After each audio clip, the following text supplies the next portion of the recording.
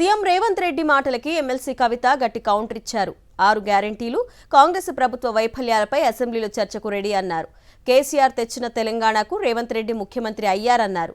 తన వైఫల్యాలను కప్పిపుచ్చుకోవడానికే కేసీఆర్ పై రేవంత్ వ్యాఖ్యలు చేస్తున్నారని ఆగ్రహం వ్యక్తం చేశారు.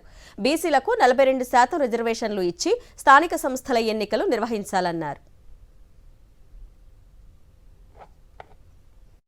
కేసీఆర్ గారి దమ్మెంత అన్నది ఒరిజినల్ కాంగ్రెస్ పార్టీకి తెలుసు కాబట్టే తెలంగాణ రాష్ట్రం వచ్చినటువంటి ఆ రాష్ట్రానికి ఇవాళ రేవంత్ రెడ్డి గారు ముఖ్యమంత్రి అయిన అది మర్చిపోయి కేసీఆర్ గారు దమ్ముంటే ఇక్కడ రావాలి అక్కడ రావాలని రేవంత్ రెడ్డి గారు మాట్లాడడం చాలా బాధాకరం. హుందాగా ప్రవర్తించాలి ముఖ్యమంత్రి గారు.